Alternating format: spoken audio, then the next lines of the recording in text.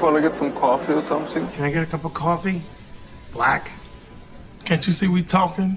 White? Even little kids in Mexico drink coffee. Well, I'm not a little kid in Mexico, okay?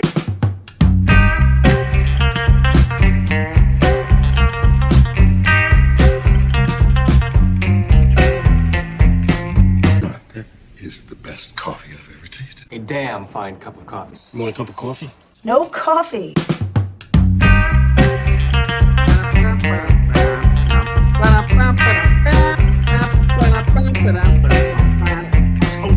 Coffee drinker, huh? Maybe we could grab some coffee? Coffee!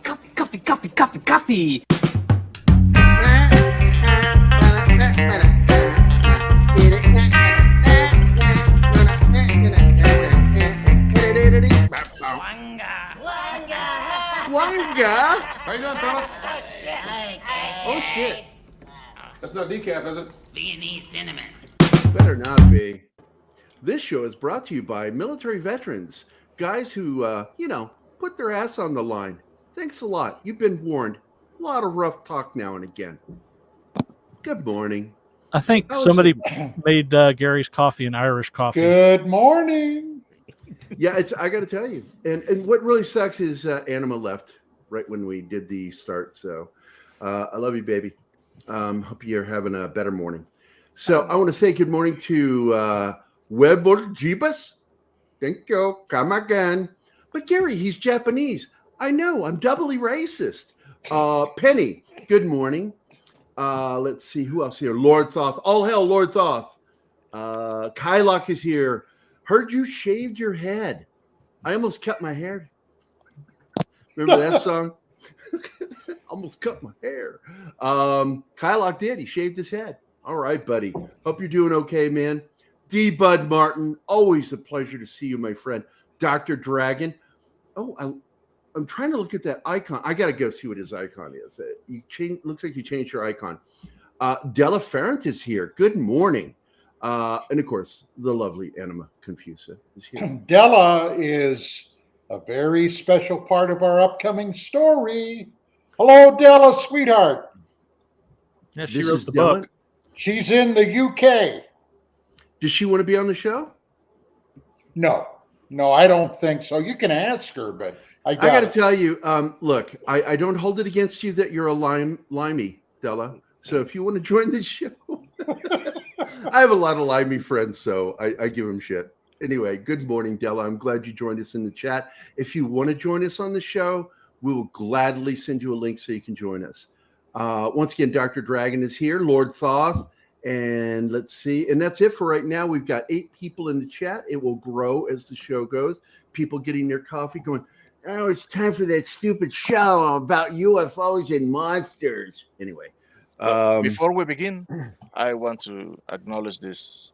Where did this accent come from? Why are you talking like that? I don't know. My voice filter is failing.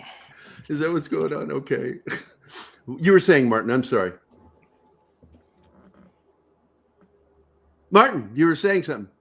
Oh, yeah, that Kylock has been a member for 2 months. Oh, outstanding. Thanks, Kylock. Appreciate it, buddy. Oh, Della says, no, thank you. I was just listening. I don't even have a mic now. Well, just yell. We'll hear you.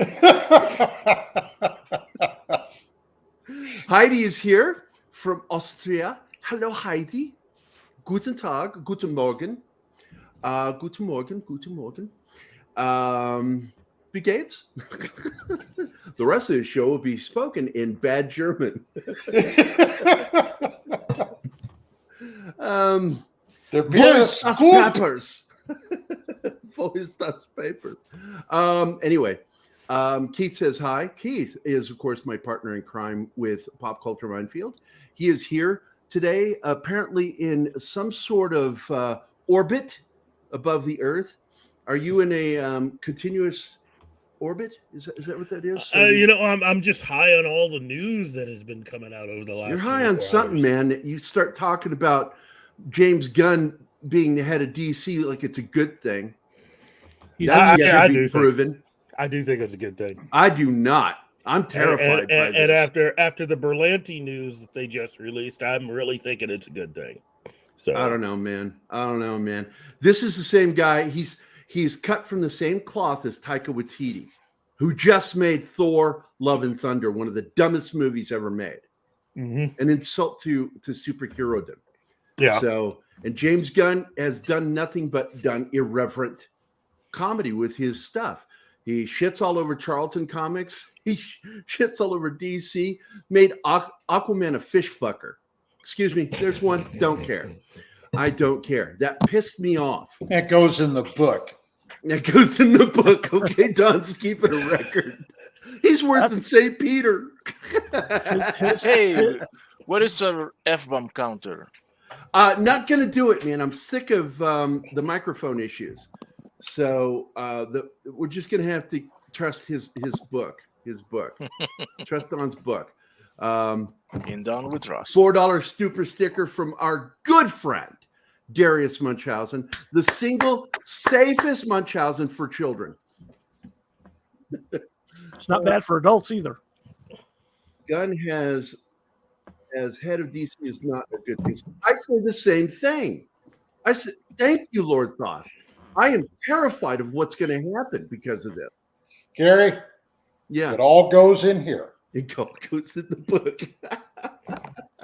You're gonna need another book. The fact that Gunn doesn't like Charlton Comics is enough for me not to like him. Right there, that's a problem. Number 2, Brightburn is absolutely the antithesis, intentional antithesis of Superman. He was taking a shit on Superman. And what's worse is it's terribly written. You cannot have a character that's omnipotent and omnivorous and omniscious. And they don't have a threat. He had no threat to him.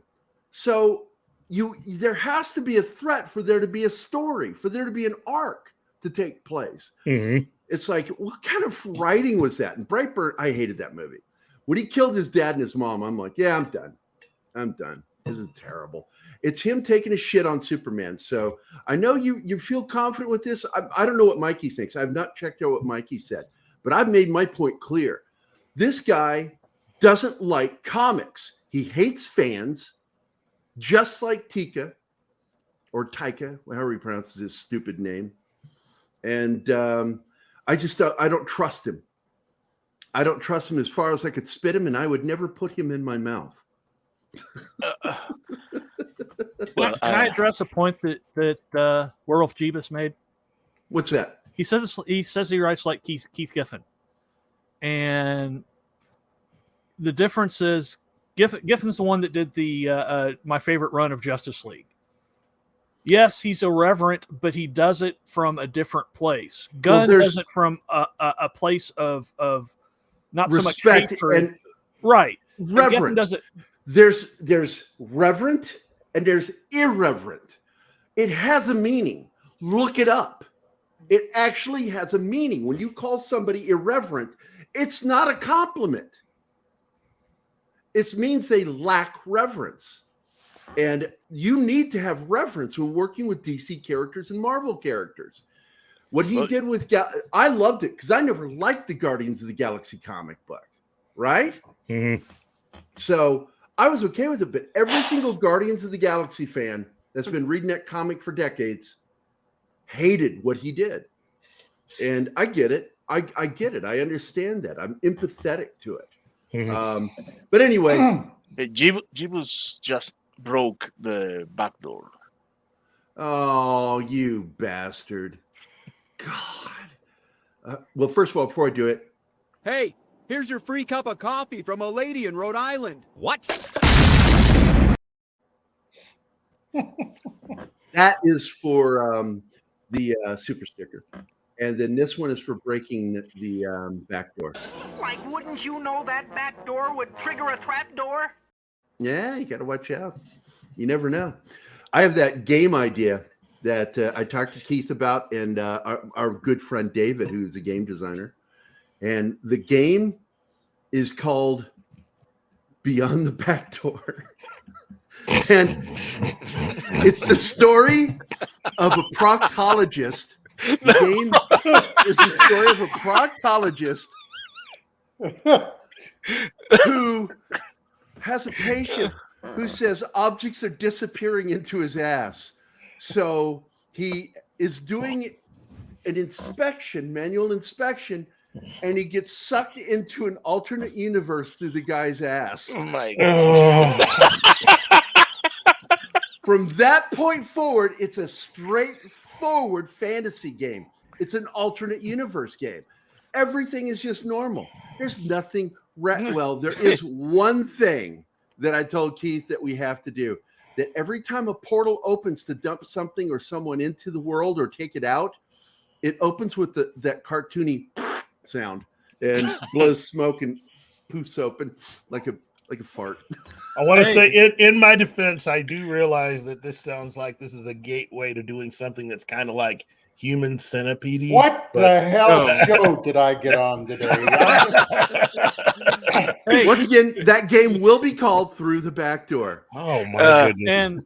And we're gonna need a confirmation of what Debot Martin is saying here. Yeah, absolutely, Lord Thoth. I'm right there with you on this. Until I'm convinced otherwise, I think this is a horrible idea.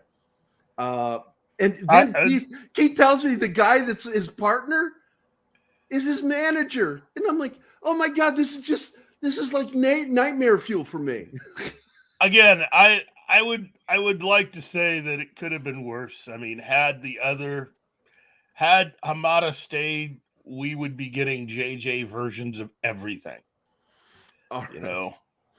Look, I think I think the potential is still there. I mean, his movie, the Suicide Squad, was crap, and his show, brilliant as it is not canon. And I have problems with people acting like it's canon. I'm sure he believes it's canon, and it shouldn't be. But I still love Eagly, one of the greatest TV characters ever created in the history of the boob tube. I'm just saying. Das Wolfen, what do you have here? That shit. Oh, there you go. For your game. Oh. Why? I have a sick sense of humor. It's well known. It's established. But we now have 14 people in the show, and I think we're ready to actually start the show. So hello, Max. This is Happy Halloween week. I want to thank Don for deciding to do this. This entire episode is going to be dedicated to his. And by the way, where's your friend? I want to apologize to her real quick. She's way the hell. Della Farrant. I apologize for the first 13 minutes of this show.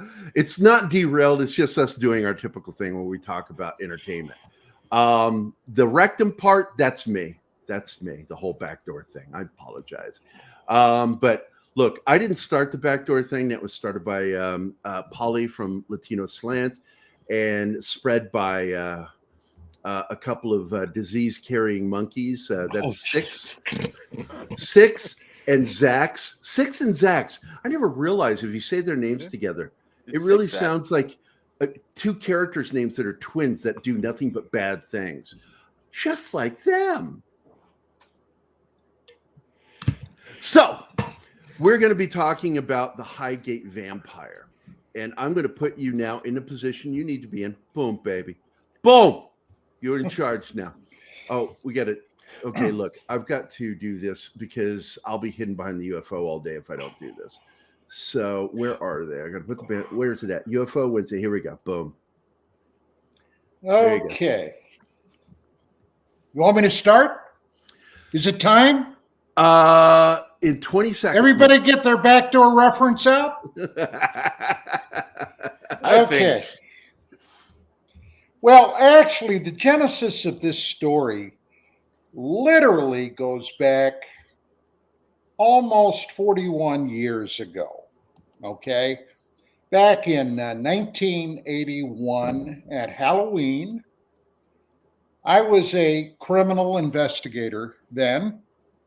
And I got sent out on what initially was thought to be an agricultural crime where somebody had killed a rancher's cattle, animal, okay?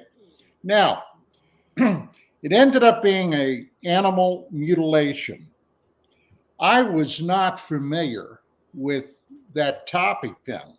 I had heard some things about it, but I got out there to the crime site. It was only about 35, 40 yards from this rancher's back door on his house, his domicile.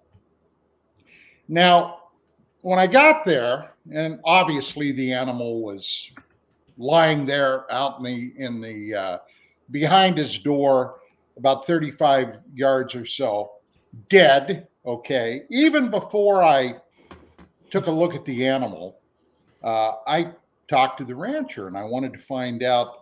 Well, the guy had several kids. He had a wife. He had some dogs.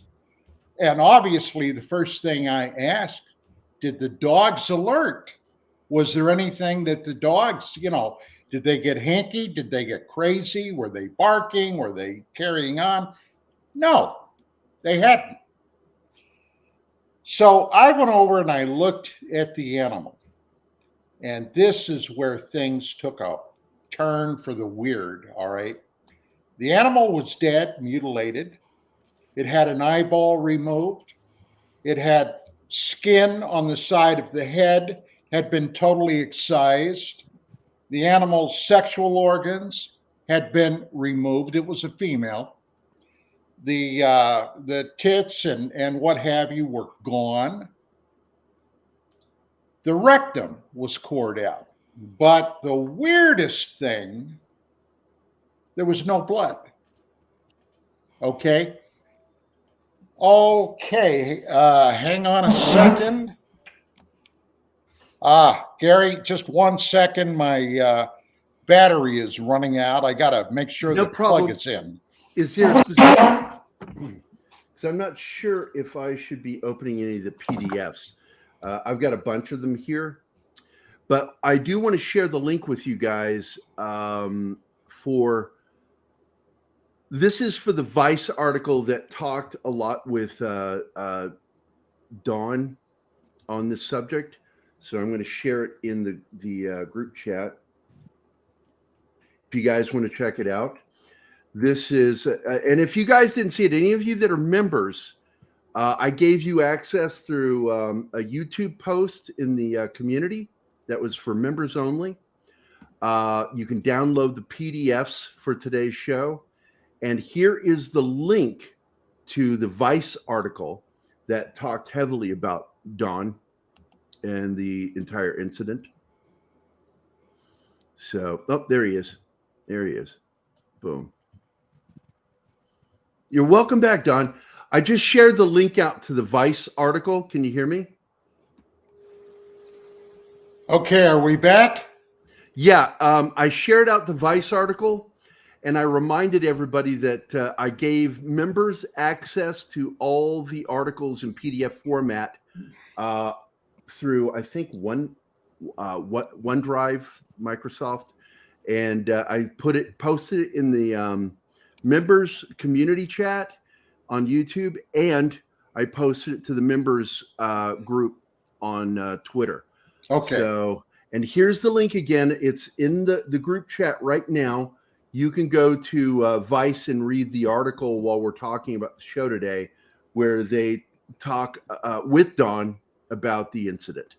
And yes, as he was saying, the dead cow was near his back door.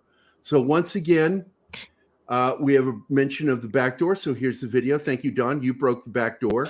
Like, wouldn't you know that back door would trigger a trap door? There you go. And Don loves that one.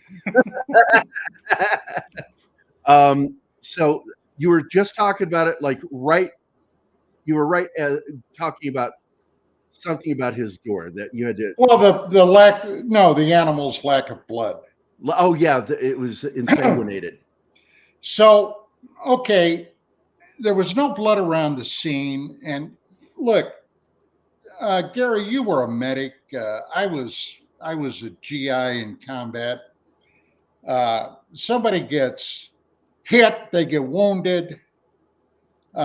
there's blood everywhere. Yeah, Okay? it's hard to not get blood on everything.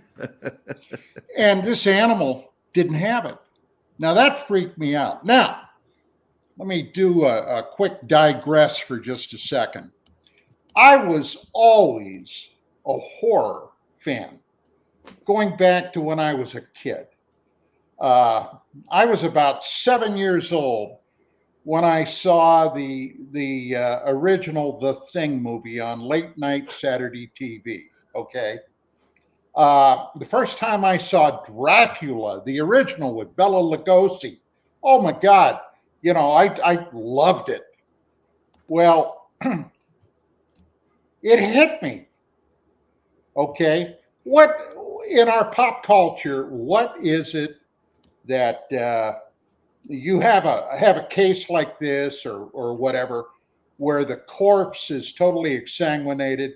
What's the first thing you think of? It almost goes without thinking.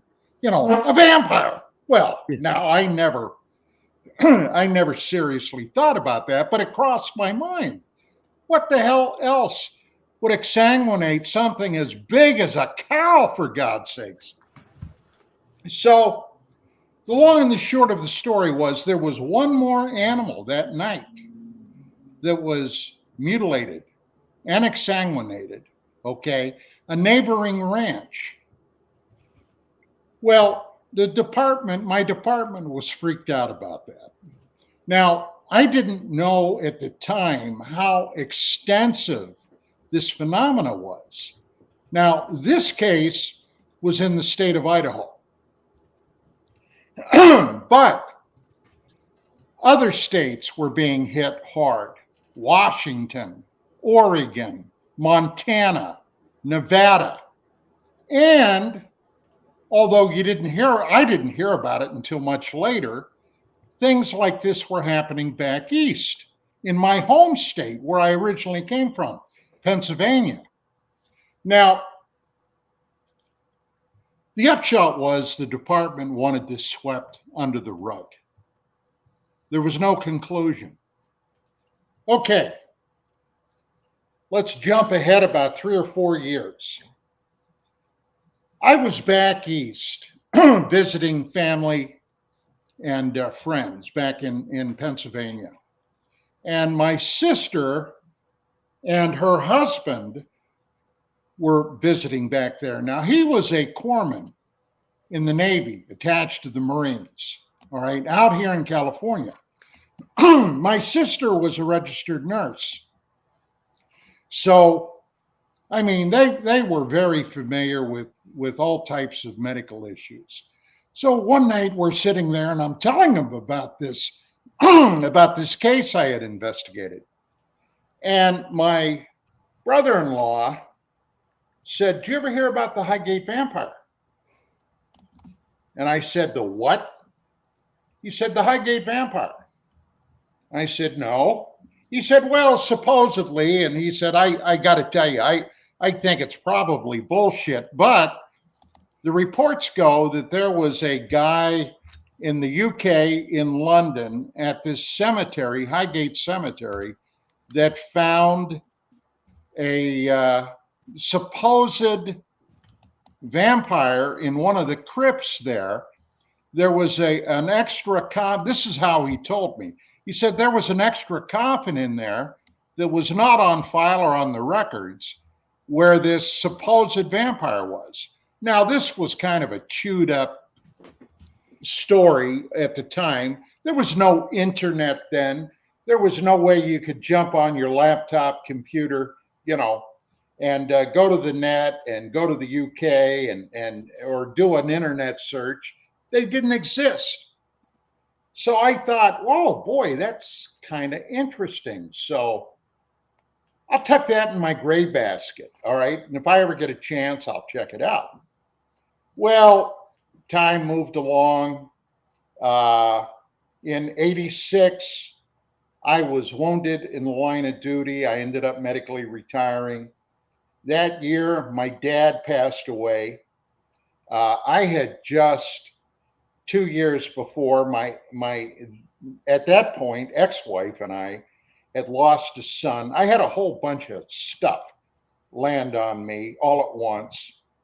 And then my mom ended up becoming ill, and she passed on. So I had to say I had a bucket of manure in my duffel bag would be an understatement. So I moved down to California, and I became the director of research for UFO Magazine with Vicky. And we ended up ultimately, we got married. And so it was in probably 94 that we had a friend, a guy by the name of Dean Lamanna. Dean was an editor with Cinescape magazine. And we had a trade out with him. He'd send us Cinescape. We sent him UFO magazine. He was very much into the topic. And one probably was July or August that I got this issue of Cinescape, and there was an article in there about a new upcoming movie, the John Carpenter movie. And the name of the movie was Vampires. Yeah. Okay. So, I mean, hey, in my horror library, vampires, a good vampire story has a very special place. And I read this article, and it said that this up-and-coming movie was about a group of Vatican-sanctioned vampire hunters, okay, that were backed by the Vatican. And I thought to myself, damn, that sounds good. And it was based on a novel, okay, by a guy by the name of John Stakely, Vampires. I believe it was John Stakely. So I immediately went down to Barnes and Noble to see if I could find that book. I did. I bought it, took it home, and I read it. I thought, hey, that's not a bad story. So when the movie premiered the following year, I went to see it with Vicky. Vicky and I went. As a matter of fact, we were at the first showing, okay, at our AMC in Burbank. So at the end of the movie, I was thinking to myself, you know, hell, I'm a writer. I love fiction. I think I'm gonna, maybe I'll start making some notes, and I'll do an attempt at a novel. Now, back in those days, Gary, as you will attest, I used to write a series of shorts, which is, ladies and gentlemen, if you don't know what a short is, a short story, around the holidays, primarily Halloween and Christmas, because Halloween is truly one of my favorite holidays. So I wrote a story called Night Shift. And after it was done, I would always send these out to family and friends. And one of my friends was a writer on Star Trek, The Next Generation, a lady. And I sent it to her, and she read it and got back to me, and she said, boy, Don, she said, that would make a heck of a novel if you were to flesh this thing out. And I said, well, yeah, Diane, I think I will check that out, because I've been tempting myself to try writing a novel. Well, okay, we move along a little bit, and then it hit me. Hey, the Highgate Vampire. My God, it was like that old Ford commercial. The light bulb popped on, right? Hey, maybe I can do some research on that.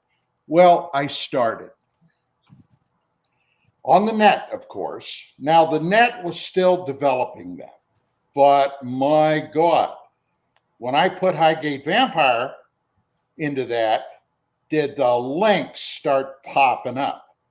So I was like a kid with a new toy at Christmas.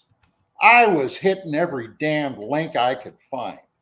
And I found out that in this case, there were two primary names, okay, that continually popped up. One was David Ferrant, The other name was a guy by the name of Sean Manchester. Now, it appeared at first blush to me when I was researching that Manchester was the guy that was all over everything. So I had been a speaker at a conference in the UK. As a matter of fact, both Vicky and I, in 97, at the Bufora organization that was held in Manchester, UK. And I had a very good, close That's friend. in England. Yes. Very good, Gerry. Yes, you get a cookie. So you don't need a cookie, but we'll send you a cookie. Okay? I do have a question for you before we go, Don, and it's a serious one. The Diane that you're talking about, is it Diana Botsford? It is. Holy shit, that's another person you and I are connected with. I know Diana. Oh, really? Yeah, Keith knows her too. She lives. Yeah, as a matter of fact, she lives here in Springfield. She bounced my ass when I called her Diane. It's Diana. Okay, Diana. So yeah, that's who it was. That's who I sent night shift to. Yeah, so I know who you're talking about. She lives right here in Springfield. And if you look in my acknowledgments, you'll find, I believe, her name in my novel Past Sins. I don't think Diana. I don't think she lives here in the area anymore, though. Oh, I thought she was still working at the university because she was at one time vice president of the Missouri Film Alliance. Yeah. She no longer lives here. She and her husband. She was at Little Theater for years. I know. She and her husband moved away not too long after they became empty nesters. And she's now. I'm not going to go out of the way to say how Keith and I feel about her and the late Scott Arthur. She's now. They were on our shit list for a while. She and her husband have, I think, moved. I think it's Texas. I want to say, if I remember correctly. And her daughter is now married and has a baby daughter of her own. So she's a grandmother now. Fantastic. That's fantastic. So I hope she's doing well. She is. We used to be very friendly with each other, and I even helped her with setting up a website once after all that shit went down. But she wrote one of my favorite Star Trek episodes, and we've talked about this one before, Don, where the crew became children. Yeah. And that was a really good episode. I was very fond of that one. And she did a really good job writing that one. Tracy was still with Star Trek at that time, wasn't he? Yeah. In that episode? Yeah.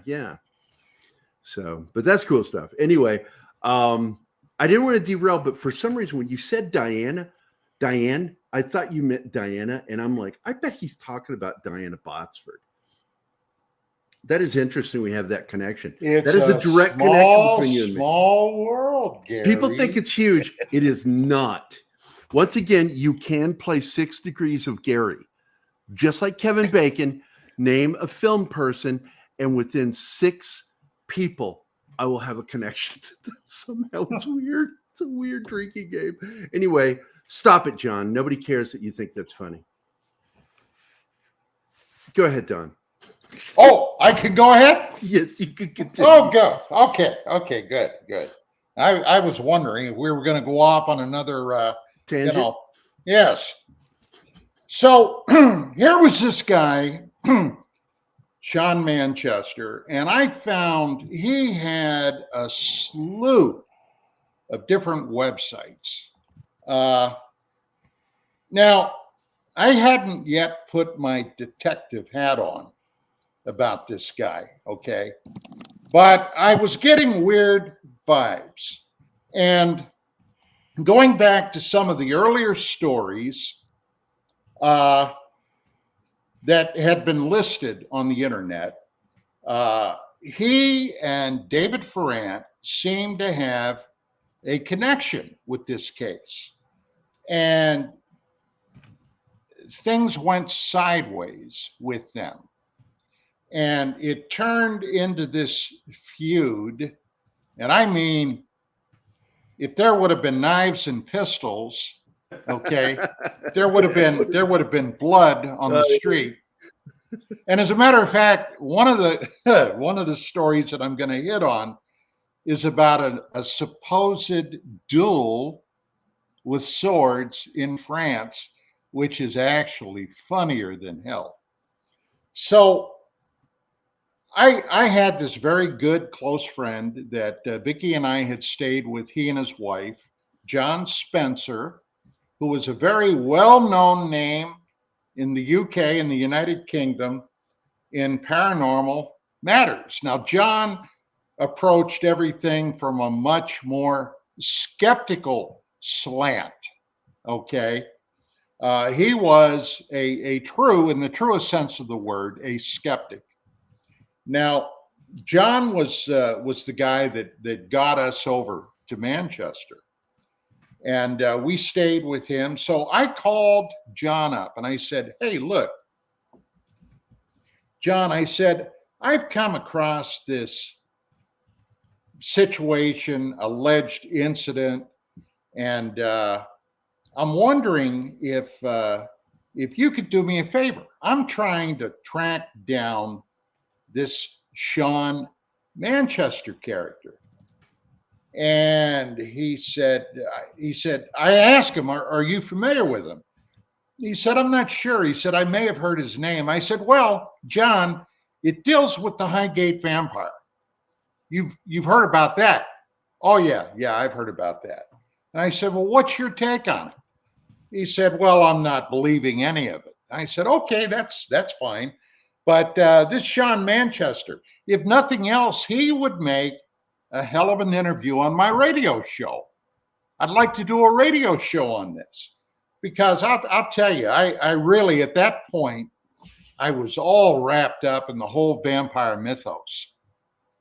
So John said, "Okay." He said, "Let me see what I can do." So about a week later, okay, now I got to tell you, in a number of these Manchester websites, he went to great excruciating detail about having tracked down this vampire. And I found a BBC, and it was around Halloween, a BBC article where he was interviewed on this BBC show. As a matter of fact, this guy was truly ended up being a media whore, okay? A real genuine media whore. But on this show, and I kept the document where somebody asked him, "Well, have you ever caught a vampire?" And he said, "You don't catch a vampire." He said, "You exorcise it." "You what?" "You exorcise it. That means you drive a stake through the heart and you cut off its head with a grave digger's shovel." Now, I mean, this guy was into it to his eyeballs. And so this questioner asked him, "Well, have you ever exorcised, or what the hell ever, a vampire?" He said, "Oh, yes, scores." Now, Gerry, how many numbers are in a score? 12. No, 20. 20, that's right. And my wife's in the background. She says, "It's 20. And he said it plural, so it means plural. That means a shitload of vampires. So I'm thinking to myself, oh boy. So John gets back to me and he says, "Don," he said, "I contacted those people and told them about you, and they are not interested." I said, "Not interested? Why?" He said, "I don't know. They just said they don't want to do it." Okay, well, John, golly, thank you. I really appreciate it. So I do some more research and tracking down, and I find David Ferrand. Now, I was able to get in touch with David. And David was the funniest, most forthcoming guy. Didn't make a damn what I asked him. Because David had done several years in prison in the UK for desecrating a grave. He was one of the original vampire researchers, hunters. Now, wow. David had headed up a paranormal society, and in 1970, I believe it was, there was a public vampire hunt at the Highgate Cemetery covered by the media there. It was truly vampire hysteria because a number of animals had been discovered in the cemetery that were exsanguinated, Gerry. Okay? A fox and some other animals. Then a century-old corpse of a female person that had been interred there was pulled from her tomb. I mean, things were really getting wonky. Okay? And David Frant had gotten caught up in that and was charged. Now, he always denied it. He said, I never desecrated a tomb. But he was arrested. He went to trial. He was convicted, and he went to prison for, I think, 3 or 4 years. And he was totally forthcoming about that. So I got to tell you, when I first talked to him, I liked the guy. He was funny. He was humorous. And I said, well, how would you like to come on my radio show? I'd love to interview you about this case. So he agreed. Well, in the meantime, I'm making my, Della just said March 13th, 1970. That happened at Highgate. She's talking about the media event. Thank you, Della. So anyway, I get, Della says, David was on holiday in Spain when the corpse was moved. So, by the way, Della was married to David. Yeah, I noticed the similar last name. Yeah. So in the meantime, I had been writing my novel. And I got it finished. And I started putting it out for to publishers to get it published. It was picked up by a press up in the Bay Area. They published the novel, Past Sins. So, like any author, right, with a small publisher, I'm trying to get the word out about my book. And I'll get more into that in a minute. But David came on the show. And I got to say, it was a delight. It was one of the funniest shows because let's face it, this is not a funny subject, but the stuff that happened was funny. Well, by this time, David and Sean were going at it hammer and tong. And as I was doing more research on Manchester, it started to hit me. This guy ain't firing on all 6 cylinders, okay? Just isn't happening. So some of the stuff that he was doing that I uncovered, for example, and this guy, now a lot of this was, in my opinion, it ended up being street theater. But one of the things he did at one point was go to France. I'm talking about Manchester. Went to France, was passing himself off as a Lord Manchester. And there's a photograph of him in the middle of an occult ceremony with ceremonial dagger and some other things. You have a photo of it, Gerry. I've got a photo of is it the photo where he's on the book cover too for Vampire Hunter's Handbook? No.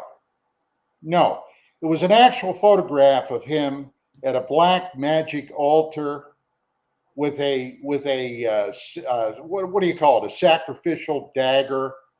He's wearing occult regalia, and he was passing himself off as a British lord. Let me see if this is it. So, because this is the only photo I'm finding is this one. Loading it up now. Oh, it won't let me. Come on, man. There we go. Try it again.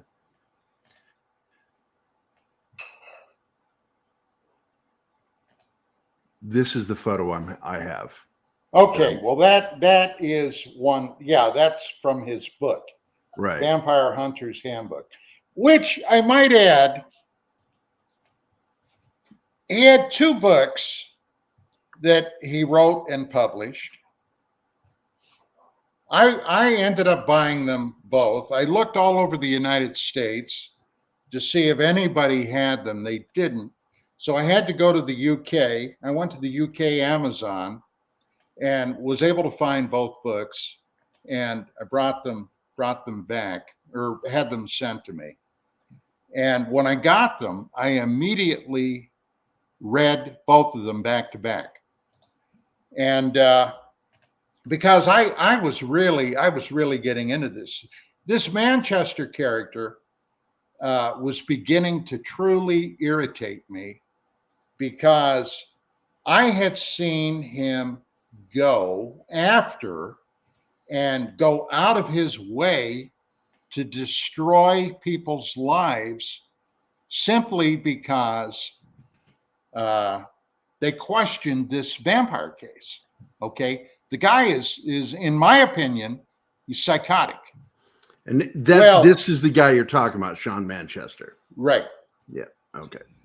So after David came on the show, one of the humorous incidents, because they had been basically battling each other off and on since the early 70s, and a lot of this was being reported in the popular press, including a alleged duel that they basically fought in France with swords. And one of the photographs that I have shows Manchester lying on the ground, sword in hand, allegedly dead. Okay.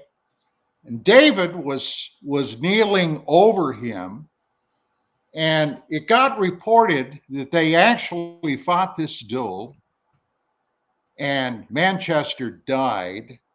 Well, then this is where it gets funny.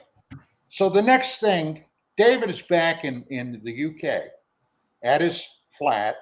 Okay, CID comes by, the Criminal Investigative Division from Metro Police, okay, which is the London PD. And they knock on the door. He comes to the door. They identify themselves. And they say, "We understand you fought a duel in France, and you killed Sean Manchester." And he started to laugh. Okay, well, we want to know where the body is. And David said, "Well, I don't know where it is. Why don't you go to Interpol? It's in their jurisdiction anyway, not yours." So it was.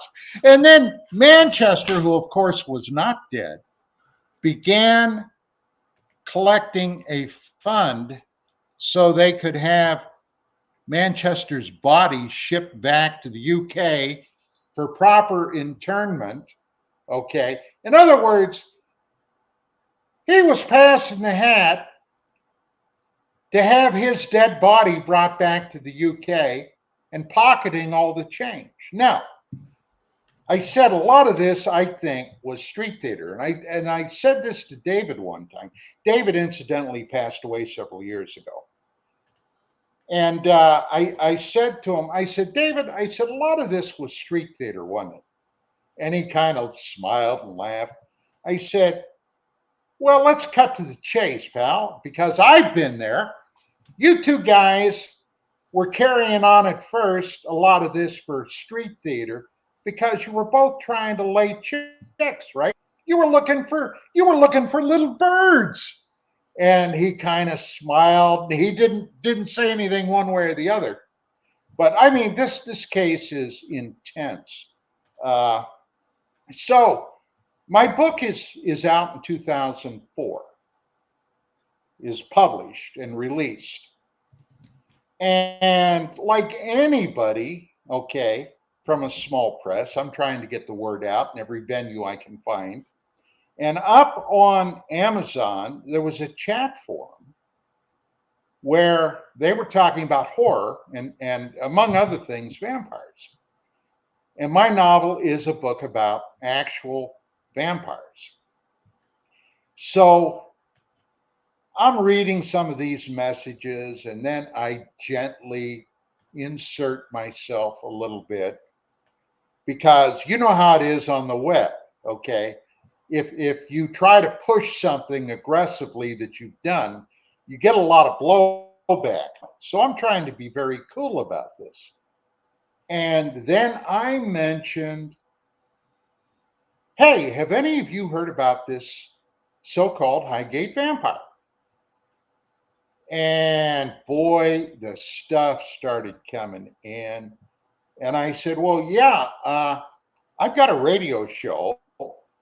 And I tried to get in touch with this one character, Sean Manchester. And I said something to the effect of, either he is delusional or he's one of the greatest bullshitters of all time, the way he's been carrying on about this real vampire case. Well, it was only a day or two later. And I had several mail accounts then, email accounts. And one was for my radio show, which was on Yahoo. And I go to my Yahoo account to check to see if there are any messages there. And I must have had 15, on the first day, 15 messages from this organization called the Friends of Bishop Sean Manchester. Well, I start reading through these. And I had mentioned that part of this case was involved with a woman that Manchester had identified in his original Highgate vampire book as Lucia. Now, Lucia, according to what Manchester wrote, was attacked by his vampire from the Highgate Cemetery. She ended up dying as a result of the attack.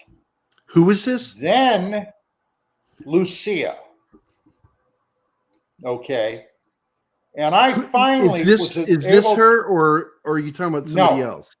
No, that woman was a girlfriend of a friend of Manchester's who he identified as a woman that was attacked by the Highgate vampire that did not die.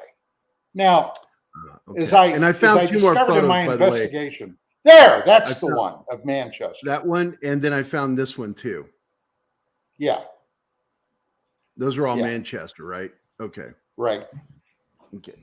So what's this one about? What's this one about here? Okay. The guy in the middle with the glasses is John Spencer. I'm in the right corner. Okay. That's when I was over right over your name right there. Right. Right. That was John who tracked down Manchester for me. Okay. So anyway, get back to the story here. I had in this Amazon chat had discovered this girl's actual name. Lucia was a pseudonym, and he would never identify her because the rest of the story gets even weirder. Lucia was actually a gal by the name of Jacqueline Cooper. Okay. Now, she has a sketchy history in this story too. But this fight is being turned into a vampire. And he claimed that she came after him and he was able to stake her as she was turning into a giant spider creature. Okay. And after he staked her, she reverted back to her human form. Then he took her to, I believe it was the North Cemetery in London, and secretly buried her corpse. Now, all this was fodder. Okay. Now, what I tried to do initially was track down a medical examiner's report to find out what this girl died of, if in fact she actually died. There was no report anywhere. Okay. When I discovered her name, her actual name, I tried to track that down. No report whatsoever. So I knew by this time this guy was on a bad acid trip, man. He had dropped the brown acid. Okay. It had to be the brown acid. The brown acid. Because this got more and more That's bizarre. a reference to Woodstock, guys, in case you didn't know. Yeah.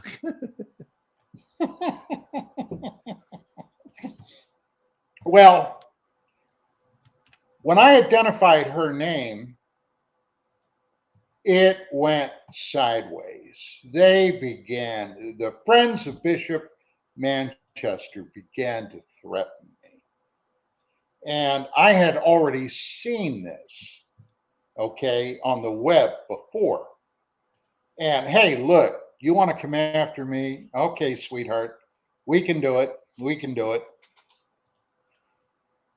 They went after a guy, and Gerry, you can check this out on the web right now. His name was either Alec Lucard or I think it was Alec Lucard, who's in the gaming industry. All right. His last name is Lucard. Do you remember those old 40s Dracula movies? Do you remember when Dracula was trying to pass himself off? I think it was the Lon Chaney Dracula as Count Lucard. Well, Lucard's name, if you transfer the letters, and is Dracul, okay, and you add an A to it, it's Dracula. Manchester found this guy and just went after him, literally stalked him. I mean, this guy ended up going to court. Manchester tried to get him fired from his job simply because of his name. That's what kind of a psychotic asshole this guy really is. Well, now they were coming after me. Okay, he was demanding, and he always went under pseudonyms. He never did anything using his own name. Yeah, hiding behind a nom de plume. Yes, the Friends of Bishop Manchester Stunning and brave were writing me. His nom de plume then was Catherine Besford Gifts, KGB. Okay, KGB, and he had a number of other ones. So I'm in many ways I'm laughing this off. I had gotten in touch with David. He said, "Oh yeah." He said, "This is what he does. He's been doing it to me." At that time, I think it was like 25, 30 years. And I mean, their feud was all over the web. Now, couple of years ago, I was interviewed for a magazine article that was published in London. I believe it was Vice magazine, if I'm not mistaken, which I added the link that people can read. Okay, in that I sent you, they can click on it and read it about this decades-long feud. And basically, I told the guy what my investigation revealed and what came out of it. But Manchester now was really going batshit crazy. I ended up writing my first report on the Highgate vampire. And basically, it was, this is a load of crap. His primary victim, Lucia, who ended up being Jacqueline Cooper, I discovered was one of the co-respondents in Manchester's divorce settlement from his first wife. His ex-wife identified Jacqueline Cooper as the home wrecker who broke up her marriage with Sean. Okay. And that was in my report. Okay. The actual divorce decree with her plainly listed. I tracked that down. And boy, I'm telling you, this drove this guy insane. Okay. Well, he was already trying to destroy my reputation. So I figured, okay, we can go that route if that's the way you want to go. And I just laid it all out for the public to see. Well, anywhere my report was uploaded to, this guy had an ability to track his sites down, would contact the webmasters, and basically, hang on one second. Yeah, basically, that must be try him. to. Yeah, it's him threatening us right now. I look forward to him trying that with us. Like, I give a shit. So he would basically threaten them with a legal suit. Okay, now over in the UK, everything UK, okay, when they start talking lawyers, they get spooked. They get a little freaky. And my attitude was, you know what, Don? By God, you want to sue me? Let's do it. I'd love to get you in court. Okay, you want to go to court? Okay, asshole, court. And of course, it was all bullshit. Okay, just the threat he found out with most people was enough. But I told him, I said, I'd love to take you to court, you son of a bitch. And of course, it never happened. Now, in let's see, I guess it was about 2006, in a number of his blog sites that he had up there, he went after me hammer and tongue. And then he tried to link me with David Friend. And David he was my friend. Okay. And here's David right here. That's David. Old photo of him. Oh, yes. Yes. And that T-shirt, go back to that picture again, Gary. Bishop, yeah, that the cartoon, T-shirt, the comic strips. Oh, they did. Somebody over there did a series of comic strips about Manchester, okay, and David, and the aliens from the planet Mongo. And here, I'm going to share. I think I have it here. Let me share the screen to show some of these. Boom, there it is. Yes. Bournemouth Nights was the name of the strip. Well, Manchester went after those people. Now, he had all this time been passing himself off as a bishop, clergy, okay, Christian clergy, representing. I have a photo of that, I think. Yeah, right here. Let me zoom it in here, and then I'll bring it up on screen. This dude is an actor right here. And share your screen. That's him right there. Boom. Yes. Now, he was claiming to be a bishop in the old Catholic Church, not the Roman Catholic Church, but the old Catholic Church.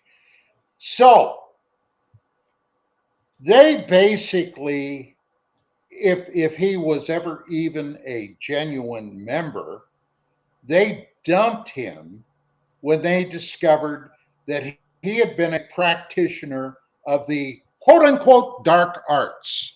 All right. And that picture that you showed with him standing before the altar, the sacrificial and I also have altar. this picture. Finally, I found it. This one of him over the body. Yes. I finally found it. Yeah. That's the one that the British Metro Police yes. were looking into, and he said, "Well, why don't you talk to Interpol because it's their jurisdiction." No, I'm telling you, Farron had a oh my God, it was a delightful. This is high drama, is what this is. It's high drama, high theater. Well, it was high theater. So anyway, to get back to Manchester. So by this time, I got him bouncing off of walls. All right. Every time he would try to threaten me, I would counter with him. And I tried to contact him. I can't tell you how many times. He avoided me like the plague. All right. He wanted nothing to do with me. So then around that time of Veterans Day, all right, this was the thing that had me wanting to just totally, if I could have got my hands on him, give him a series of lumps. Veterans Day, and it was in memory of Major Dick Winters. Okay. Now, Major Winters from Band of Brothers. Yep. All right. 506 Parachute Infantry. D-Day veteran, Operation Market Garden veteran, Bastogne veteran. Okay. Passed on. And I put this in memoriam up because I never knew the man. Okay. But what he did, my God, I had the highest respect for. And so Manchester comes out in a public, I think it was one of his websites, the Cross of St. George or something like that. I had talked about how Winters and 101st and millions of American soldiers had been sent to the United Kingdom, okay, to not only help defend the UK from the Nazis, but then use the UK as a staging area to go into France to finally defeat the Nazis. And this guy said, hey, the next time, if you don't mind, why don't you imperialist Americans stay at home and we'll take our chances. Well, really? When he, yes. Fine. Yes. Enjoy speaking German there, pal. Yeah. Well, as a matter of fact, here's the thing, John. This son of a bitch is a closet Nazi. He had at his home a room that was, and I've seen photographs of it, and Della, you know, you're still on there, sweetie. Tell him I'm telling it straight. Had a guy who was a quote unquote friend of Manchester's that took some photos of this room. Nazi regalia everywhere. Pictures of Hitler, pictures of Himmler, Nazi swastikas, all kinds of shit. So yeah. So when he did that, I said, okay, all right, okay, you son of a bitch. You want to play games? I'll play games. I belong to an extensive veterans list, and I had just been the commander of the Military Order of the Purple Heart's Hollywood chapter, okay, which was started, Gerry, by Lieutenant Audie Murphy upon his return. I must have had several hundred veteran friends. So I copied his note and I sent it out to all these veterans. And I said, look, yes, Della, thank you. Kev Chesham was the guy that published the Nazi photos. Thank you. I sent it out to all these veterans and I said, why? Here's this guy's email address. Why don't you write him and let him know what you think as an American veteran? Well, he started getting first tens and then dozens and then scores and then hundreds of guys emailing him at his email address. And he finally, oh my God, you got to stop. This has got to stop. All these people were writing him, telling him, you know, I wish you were around here, bud. I'd like to kick your ass, you know, stuff like that. So yeah, that was a funny little incident in all of this. But the long and the short of it was he finally backed off. He wanted nothing more to do. Oh, wait a second. You said something there. I have to interject. Oh my. So the long and the veiny of it is you're going to help us out, right? Yeah. The long and the veiny of it. So anyway, so the thing moved on with David and him, and David passed away. Let's see, this is 2022. I believe it was 2019. And so Della, when he passed away, asked me if I would write. Here's this, Don.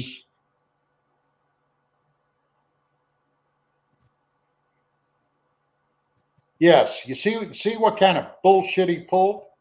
Yeah. Now, that picture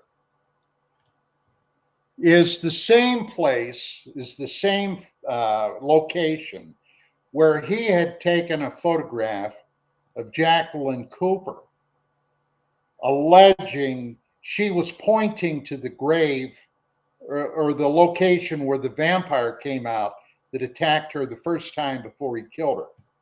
Now, there's a photograph of that, but anyway, of course, the whole thing was pure bullshit.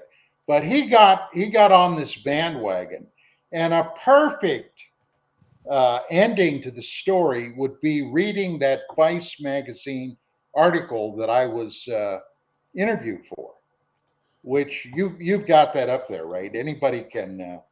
I think I have that already here. It's right here. I will share it again in the chat so everyone can see it. It's in the group chat. Now, Control V and enter. Boom. There. And I can open it here on the screen if you want me to. Share screen. Chrome tab. Boom, baby. Share. There it is. Yes. That's an interesting story. But guys, that's basically in a nutshell. I like that photo. Yeah.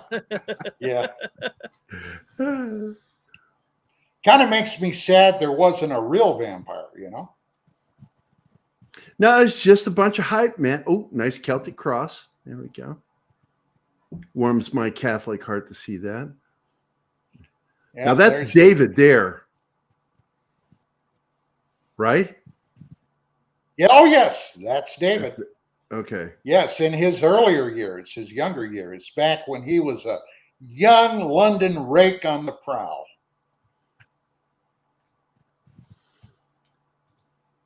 Yeah, I wish Americans were more familiar with the term rake. A few people are. I know what it means. But that's because I watch a lot of limey and Australian television. So let the questions begin, if there are any.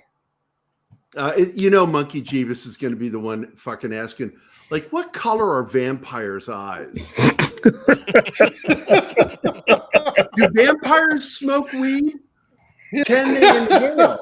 Are they able to hold it for longer than 60 seconds? Do vampires enjoy Gary's back door? Oh, shut up.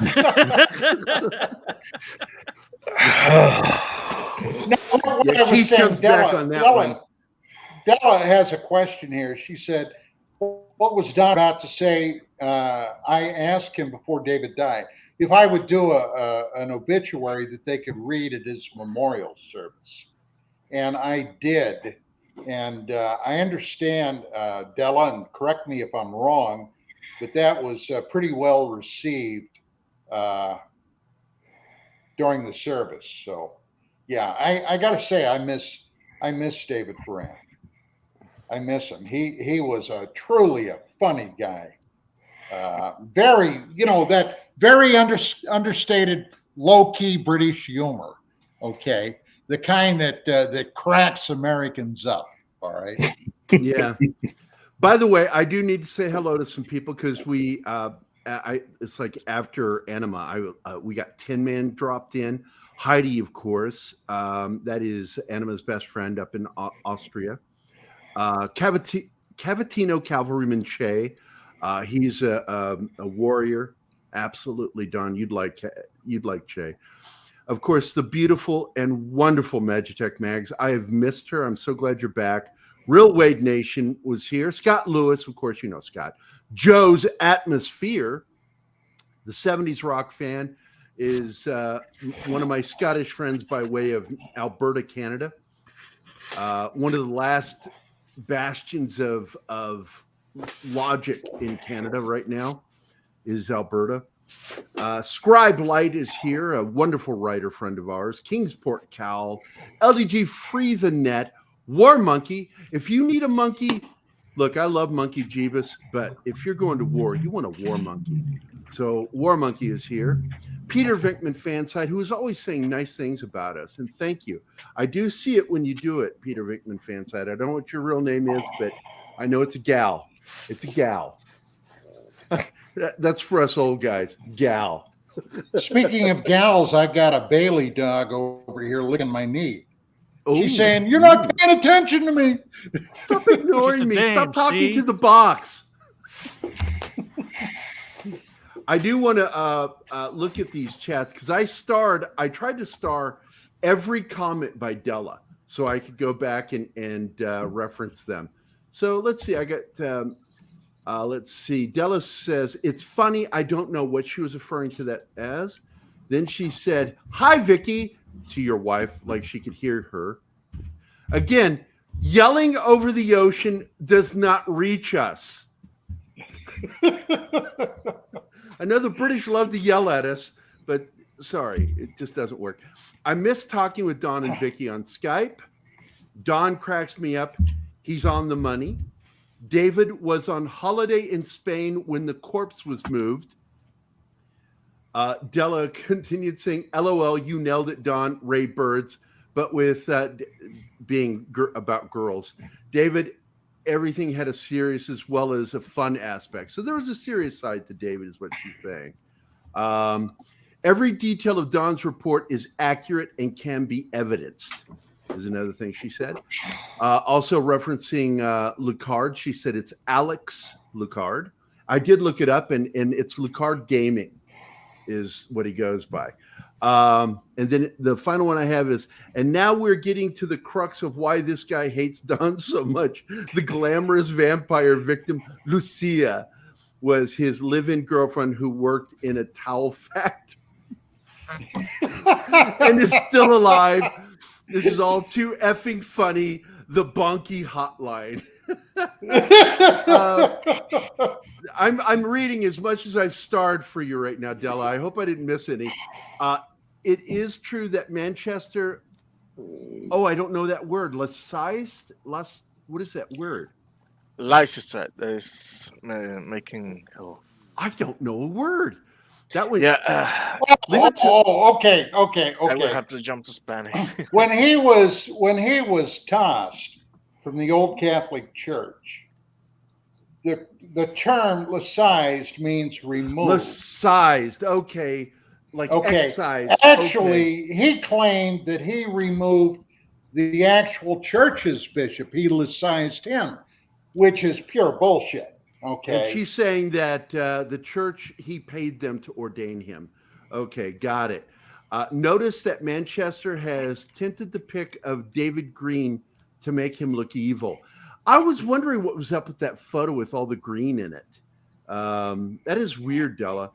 Notice here that, yeah, that's that part there. And then a Nazi shrine showing Manchester's allegiance to fascism since 1970 at least.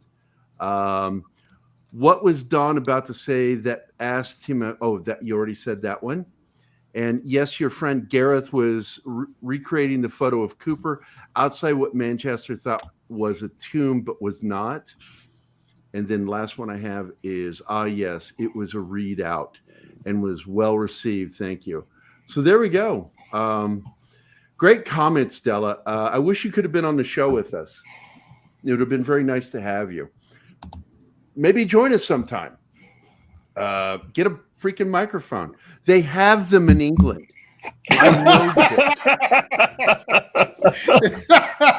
Because there's an Amazon.uk.co you can go to and actually like shop there, and I've seen it. I will tell you this though, Della. The copy of the book, The Making of Blade Runner Future Noir, the UK edition, has a 4-page interview with me in the back of the book that you might find amusing if you want to find that and read it. Let's see. And that's where we have it. And of course, Darius points out very nicely that rake is the civilized term for man whore. That's what it is. So, Keith, you are back with us. I can hear you breathing. I've been typing in the room. Is that what you were doing? Because it got quiet with you for a while. Okay. That's a great episode, Don. I really enjoyed listening to this. Let's see if there's any questions. Let's head to the chat. Makes you realize how squirrely the world truly is. Yeah. And by the way, I was happy showing this image. I would like to see if that bastard has the balls to see if I give a shit. If he threatens me, because I've been threatened by a lot of people and it never mattered. Here it is again, censored. God, he's such a wow, what a jackass. And again, I want to show this picture. Here's that picture. Oh, that dead body. And of course, yeah, see the green here? He colored that. So he colored that. Manchester colored that. What a sick prick. Yeah. I have a question. Did Manchester ever suffer any legal repercussions for good question. All his shenanigans? No. You see, a lot of that, John, happened here in the United States. And in order to sue that scumbag, okay, you have to be there. Yeah. Yeah. And he's got an ocean basically protecting him. And that's why I knew with all his threats and everything, buddy, if you got the bucks to come over here and hire a lawyer, at the end of my report, okay, this was funny. The end of my report, he wrote a rebuttal to it. And at the bottom of the report, he actively solicited for a lawyer to take this case on pro bono. Okay, he was trying to find freebie lawyers. That would sue me.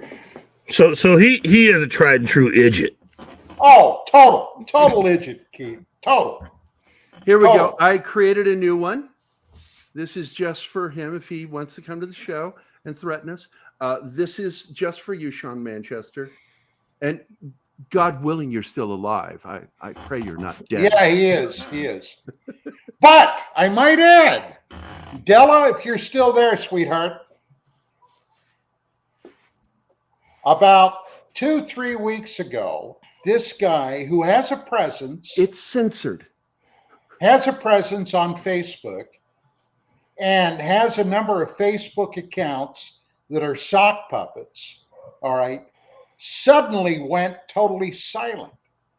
And it went for almost 2 weeks. Now, this guy is up at the wee hours of the morning, pecking away at his keyboard, okay? He suddenly went totally silent. And for a while, the question was, did he finally make room temperature? All right. Did he pass off the mortal coil? Well, apparently he didn't. But Della said there's been speculation that he passed, but I'm not yet convinced. So maybe somebody, put a stake in his heart and used a shovel on his neck. Maybe the real Highgate vampire got a little tired of all the bad press. Yeah. Now, automatically we want to give the vampire, that Bela Lugosi. Yeah, but the fact is, he probably talks like this. Yeah. Oi, mate, I want to suck your blood, mate. Speaking of vampires, some arrows down at the pub. Speaking of vampires, I mentioned this a few days ago, but I just watched a vampire movie, a brand new one, just came out, called Slayers. And I got to tell you, it's about a group of web influencers, okay, YouTube influencers that get solicited by what is this cult of vampires. They don't know they're vampires. And they were so obnoxious and disgusting. Literally, and I swear to God, 10 minutes into the movie, I was rooting for the vampires. And I watched the whole thing, okay? I started it, I finished it, and I got to say, I was rooting. And Thomas Jane was in it. And I like Thomas Jane. All right? There he is. Yeah, I like him. But got to say, he was wasted in this part. Oh, my God. Yeah, he's the only thing worth watching in this entire cast. Look at this. This is crap. Oh, my God. So it's Thomas Jane and a bunch of unknowns. Exactly. Yeah, you can see it by the poster. You know what? You'd be better off instead of, whoa, Abigail Breslin? That's her. Yeah, you didn't see her there. That's her right there. She's at least a decent enough young actress, but wow. You know what? You'd be better off watching the Netflix movie Day Shift. So. Day Shift is a great. Did you watch that yet? Oh my God! The brothers, yes, I watched it 3 times. The brothers need to have their own show, dude. I just want to watch those two brothers spitting gum at each other and killing vampires. Just so you guys know what I'm referencing is there's a scene where the other brother's like, "Hey man, I'm getting a dry mouth," and he spits the gum in the air, and the other brother catches it. It's just like, oh my God! I know. But then the payoff for that is he does the same thing with the gun clip. Yep. And throws it through the air, and he catches the clip and shoots the vampire. I was like, those two brothers, and they're great actors. Yes, both of them, just brilliant characters, and the actors nailed it. What a fun movie! Any movie that could have Snoop Dogg wearing a cowboy hat and be a bad A. Oh man, him coming up out of the sewer at the end. I know, right? That movie is just fun. It's not meant to be anything serious. It's just fun. and they pulled it off too. They pulled it off. Okay, because they could have fallen flat in their ass so many times in that, but they didn't. Yeah. Hey, bro. Hey, bro. Yeah, hey, right. bro. I got there's a video, promotional video I did for Della likes that one. It was so funny, the video, that Heavy Spoilers, which is like one of the top shows on YouTube, our good friend that does that show popped in. He's almost killed me twice, by the way, because he does such great videos. I got distracted, Don, and I thought I overdosed on my insulin.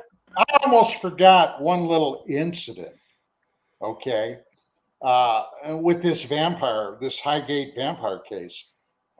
This actually happened. I started getting attacked by some of Manchester's sycophants, okay, and they, of course, were all going by screen names. And this one guy, this is in the UK, by the way, from the UK, this one guy attacked me, then questioned that I had been an actual criminal investigator. Basically, he said that's all bullshit.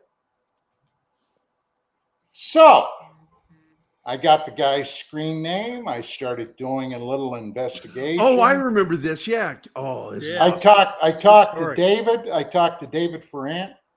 And I found out who the guy was, his real name, his address, his wife, how many kids he had. So, he actually had kids? Yeah, I went back. I went back on that list, and I forget now what the guy's name was, but let's say it's Tom Jones. So I said, "Hey, Face Ass," okay, which was his screen name. Not really, but I'm pulling it out of the air. Hey, Face Ass, I understand your wife Camille and your 3 kids, Tommy, Johnny, and little Susie, and I understand you live at this address, and just wanted you to tell you that my investigative skills are still good. Well, when he got that, he freaked out so bad. Okay, because he thought, hey, this guy's here in London. He what the hell? Well, he actually went to the Metropolitan Police Department and reported me as a threat to his safety. Here I am in freaking Los Angeles, right? And I said, well, do what you got to do, pal. That cracked me up. Okay. Wow. The long arm of the law can reach out and grab you. Or at least extend a nice middle finger. Yes. Exactly. And by the way, this one's for you, Della. This is one of our promotional videos for the channel. And one of my Limey friends got a kick out of this video and commented on it to me privately that he enjoyed it. And he said that he wanted to do it the next time we do one of these videos. He wants to do the actual with a proper Limey accent, not just my movie version. So here you go. Della, this one's for you. There's only one location on the internet where you can get it all. Movie, TV, and comic industry. News and rumor analysis. Official scoops from Geekosity magazine. Reviews and interviews. So, when you need it to be Sunday, there's only one place to go, mate. Pop Culture Minefield. Well, they're always talking nerd stuff. Right, jog on then. Right, jog on then. You're never going to believe this. Oh, I love that guy. Yeah, I got to stop that. Sorry. It automatically loads like the next show, and I watched Ella says it sounded like he was from New Zealand, mate. Sunday, Sunday, Sunday. Look, I am a big fan of a specific actor. He happened to be in one of the Indiana Jones films as his criminal buddy. He's kind of a good guy, kind of a bad guy in the last terrible Indiana Jones film. And that guy, I just love the way he talks. And that was actually my impression of him. Look, my accents vary between Australian, English, and New Zealand. It really does. It goes back and forth because I watch so much of those shows from those countries. So, but yeah, one of my favorite lines is, I think it was one of the Erics from Monty Python when he says, "So you want me to wait here then?" Right. Just cracked me up when he said, "So you want me to wait here then?" Right. So I grew up on Monty Python, and I lived in England. I lived in England and Ireland. So I'll do one for you. LOL. According to Manchester, I have an ordinary London. You have a proper? Oh, you have a hint of East Ender. Okay. Because like my buddy Ricky Checker is from the East End of London, and whenever he comes to the United States, I'm his translator because nobody can understand what he's saying to him. When we go to a restaurant, I have to explain to the waitress what he just asked for. His accent is so East End thick. It's just so funny. And I can hear it, and I just know exactly what he's saying. But other people are like, does England speak a different language? Wow. Now there you go. I love Graham Chapman. Miss that guy. Yeah. Yeah. He and John Cleese were, people think that, Eric Idle, Palin, and Jones, and of course, Terry Gilliam is the American member. Yeah. But they always think those guys did a lot of the writing. The greatest writing from Monty Python were between Graham Chapman and John Cleese. Mm-hmm. Almost all the most memorable skits and lines were written by those two guys. The dead parrot sketch. Parrot. No, he's pining for the fjords. Pining for the fjords. Right. Cleese doing his best Scottish. It was funny. Terry Gilliam is he still alive? Yes, he is. Yeah. Terry Jones. We lost Terry Jones, right? Yeah. Yeah, because he went downhill quickly. Terry Gilliam lives in Highgate, according to Della. Yeah, that's what I was just reading. He's originally from the Midwest. And what's really funny about him is, as much as I love that guy and his movies, he has said some really stupid shit in public. Like when he was talking about his problem with the Batman movies, the last trilogy that was done with Christian Bale, he says the films are terrible because they don't confront sexual identity. And I'm like, what are you, a fucking Freudian? Like, what the hell has that got to do with anything?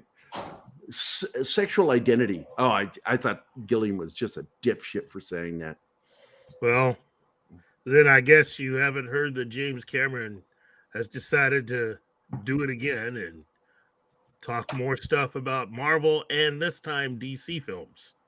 So all he's doing right now is making basically expensive what are they called? Smurf movies. Oh, I was just saying expensive beach movies. No, they're Smurf movies. And that Funicello can't be in this with me. Like somebody says, "Hey, did you like his movie Avatar?" I said, "Yeah, but I preferred it when it was just called The Smurfs." Oops. Or Fern Gully. That's all it is. But, that's all it is Fern Gully with a blue filter. Yep, it's just terrible.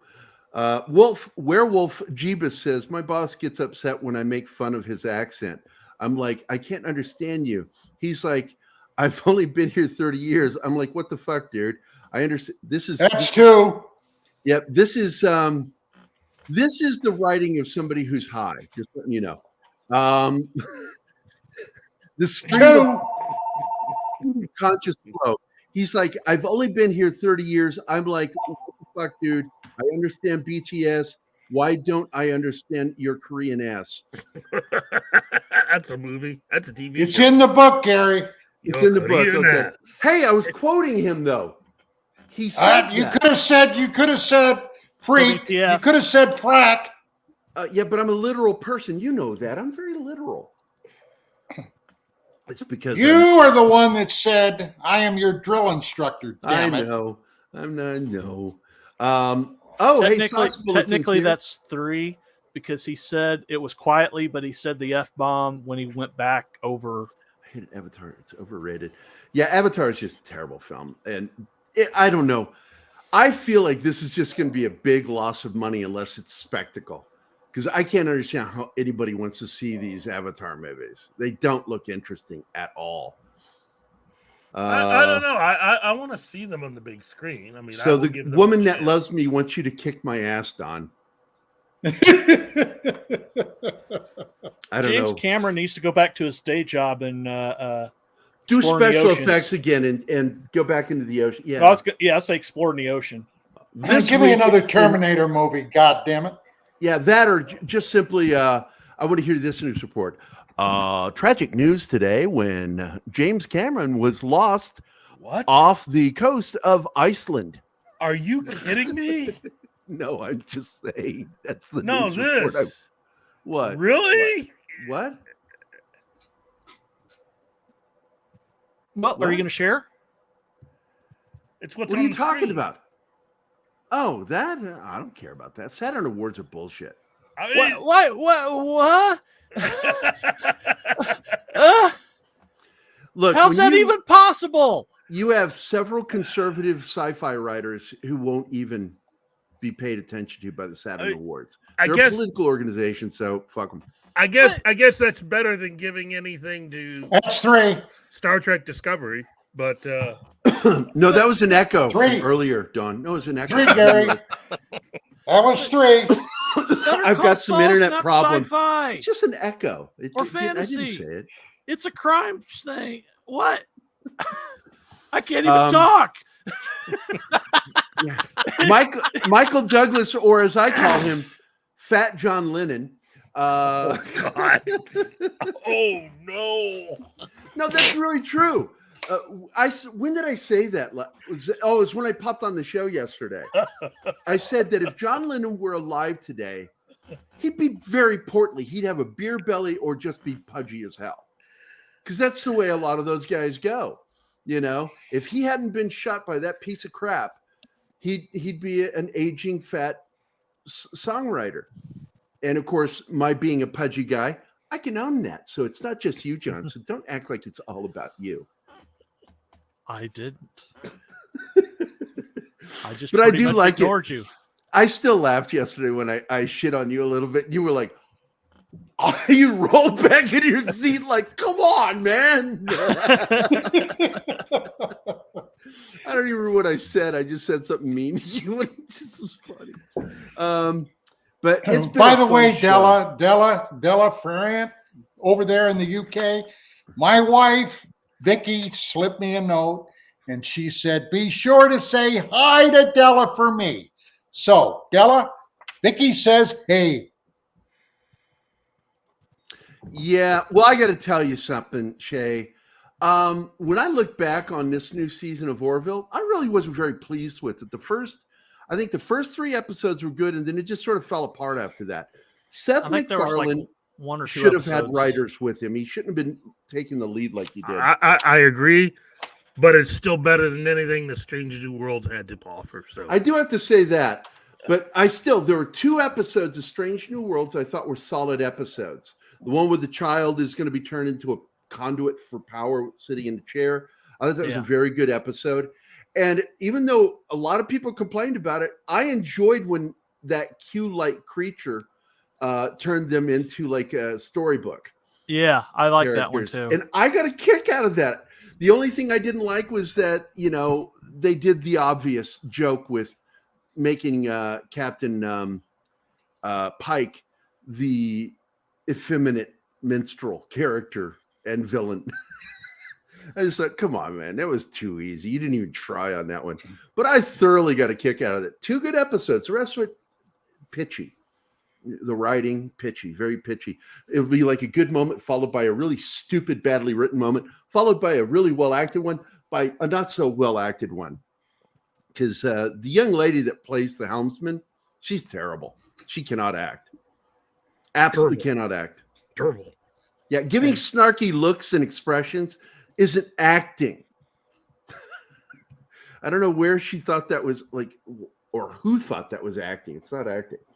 I was going to buy that new Orville season, not anymore. No, look, first 3 episodes, solid writing. That spider episode, remember that, Keith? The minute I saw the ship, the image of the ship, I said, this is a spider episode. Yeah. Because that was clearly a spider in repose when their legs are put forward in the back legs and they're on a web waiting for something to happen. And that's exactly what happened. That was a spider web. There were problems with it, logic issues.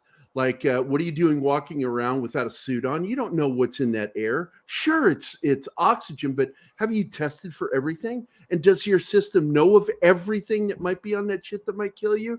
Walking around without their suits on was dumb. And also sending, what was it, that other episode where they went on a away mission and you had the entire command team. I'm like, nobody does that. They sent the president without security. Yeah, the president without his own security. That was dumb too. Seth MacFarlane is good at comedy. He's not good at sci-fi. He is really not good at sci-fi writing. But I love him. I don't care if he's a liberal, lefty. I love his comedy. It makes me laugh. I just think season 3 of The Orville was better than any Star Trek related thing that CBS has produced. Well, season 2, outside of the porn episode, is the best season in my opinion.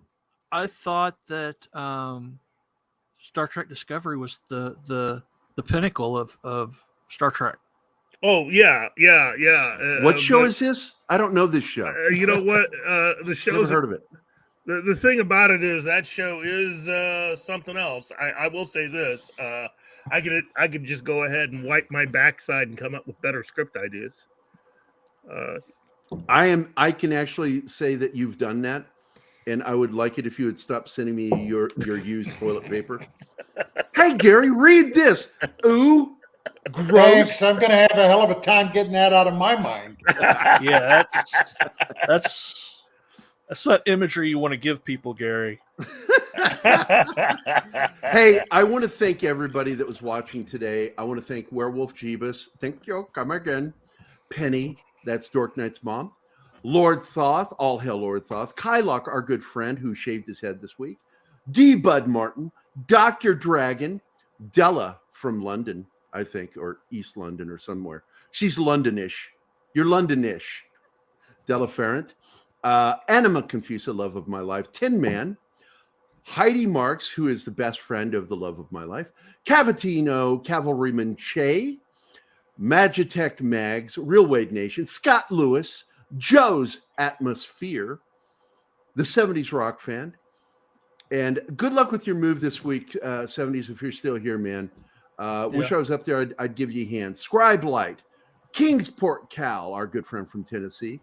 LDG Free the Net, War Monkey. If you want a monkey go to war with you, that's the guy. I'm telling you. I got a feeling. I could be wrong. He might be like one of those pussy monkeys. You never know. The Peter Don, you know that. Until you get your metal tested, it's like, I'm going to be a great shot. And it's the first guy you see like going, I want to go home. Send me home. Hey, my mom. I will tell you. I want my mom.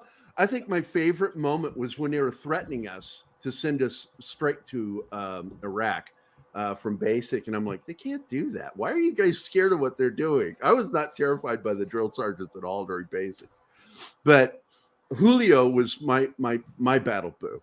And Julio goes, hey, man, yo, Kissel, man. Yo, if I run, man, you shoot and drag me back to the line, right? I said, of course I would, buddy. I'd make sure you did not become a coward. And he goes, thanks, man. And I said, and I want to ask, he goes, oh, dude, I would totally shoot you in a second. I'm like, I didn't even finish my question. Jumping in there to shoot me. I got you, boo. I wish you called me that. That would have been great. But anyway, Peter Vickman fan site, Cam Can's Crash Courses was here. Socks Bulletins, plural. Awesome One was here. Good to see you, man. And of course, the always awesome Alex Moore was here. Thank you, all of you, for being here. I want to thank Darius Munchausen for his super sticker. All the little things you guys do help us so much. I want to thank Della for flying in from England to watch the show. Hey, Werewolf, I look forward to seeing what version of Jeebus you are next time after Halloween is over. It'll be Thanksgiving. Will you be Turkey Jeebus? It'll be Pilgrim It'll be Pilgrim Jeebus. Pilgrim Jeebus. Hey, Pilgrim. You know what? I will give you $5 if you go by Squaw Jeebus. Oh my God. Yes, I know it's coming. It was, I know. Anyway, worst UFO episode ever. You didn't talk about any aliens. Anyway, it was all about vampires. Vampires. I know that kind of sucks for some people, but what do you do? Oh, vampires I'm gonna go through do. the photos again. Here's some photos. There he is. Oh man, check out that mullet, dude. Is it just me, or does he look like Richard Ramirez? He kind of does, dude. Look at that. and of course, Especially with the this one. pentagram and everything. Oh, did I mention he claimed lineage from Lord Byron? No shit. Look, he was actually passing it off that an ancestor of his, who was a scullery maid, opened her legs for Lord Byron. He banged her. She had a baby, and he's got a connection to Lord Byron. Of course, it's all horse shit, but yeah, it's kind of funny.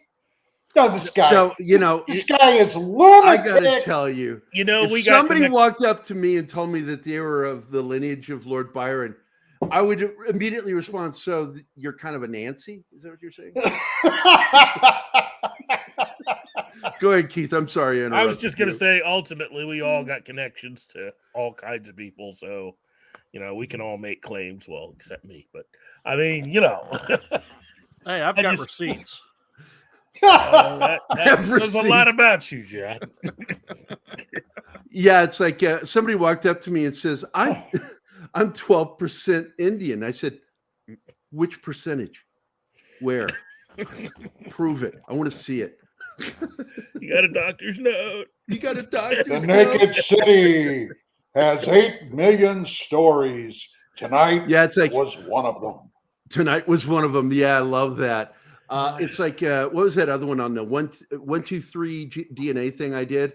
It said, I saw in there, it says, you are 12.2% African, but then in parentheses, East African. I was like, so close. I was so close to Keith, so close. It's already bad enough that I've used the Black Irish joke so many times. It's like, I remember I walked in to those girls in Georgia, the call center, all black girls, and I said, I brought y'all some coffee. I can talk like this because I'm Black Irish.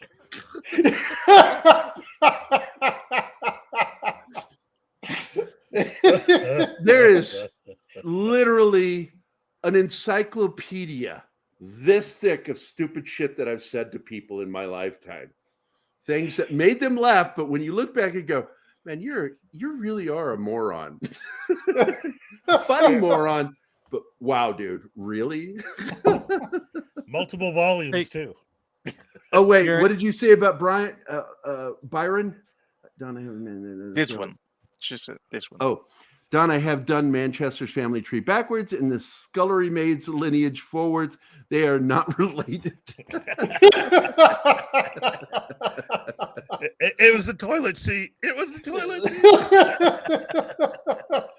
I did not like that movie that much. There was a couple of scenes in it that I thought were hilarious. But overall, I was not happy with that. The Vampire from Brooklyn. I think that was an Eddie Murphy film. Yeah. The best part of the film is the female lead, and I like her. Who was that? I forget. Who was that, Keith? Help me. You're the onboard black guy. You should know these things. You know all black guy movies, right? Yeah. Oh, shit. Oh, shit. I got to do it again. It was Angela Bassett. Angela Bassett. Yeah, it's like everybody was raving about her as Tina Turner, but I've never liked Tina Turner's like singing, but I love that movie. She was really good in it. Oh yeah. Just I never got into that. I always thought she was screaming, not singing, is my problem, and not like James Brown screaming. You know, but Ike Turner. Geez, that guy's scary. I hate it. I hope I never get in a relationship with an abusive black man. Well, okay. I hope you don't either. I don't know what's wrong with me. That took a turn, man.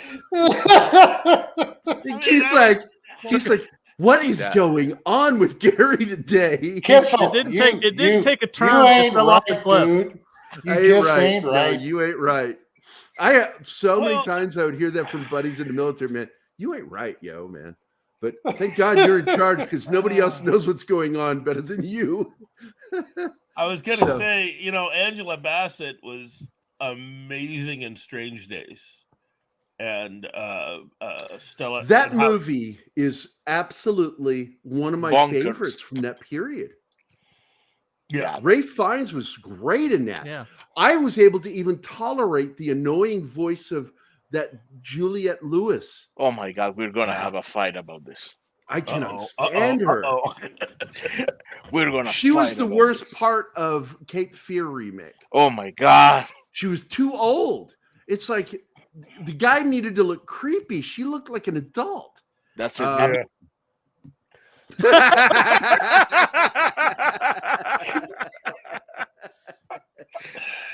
The best part of Juliette Lewis was her dad.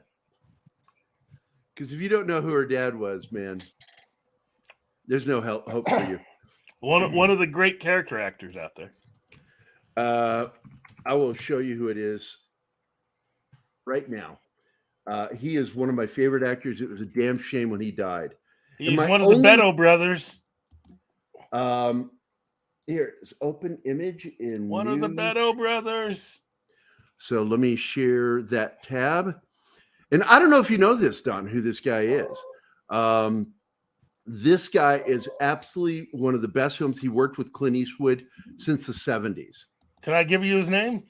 Yeah, go right ahead. Sure. Hell yeah, I know. Yeah, Jeffrey Clint Eastwood and the Ape and yeah, he goes all the way back to High Plains Drifter. Salem's Lot. Mm-hmm. Oh my God, his role in Salem's Lot when he's sitting there in that rocking chair and his eyes are glowing and his fangs are. I was like, oh my God, that scared the crap out of me as a kid. I was like, yep. Character actor Jeffrey Lewis, and I gotta say, he was always one of my favorite character actors growing up. Yeah, and there you go, Martin. There's your porn pick for the day. The guy was Juliette great. Lewis. Yeah, Juliette Lewis with her 500-pound forehead. That's not a forehead. That's a 5-head. It's a 5-head. Wow. Martin hasn't even come back yet. There's Martin. Back. He's leaving. He doesn't want to be here. It's like, oh my God, look at that head. Look at that. Oh my God. It's so gigantic. And she's got a widow's peak. Oh my God. She looks like she's a drag queen. I swear to God. Yeah. Yeah. She does have cute nipples, though. Natural Born Killers.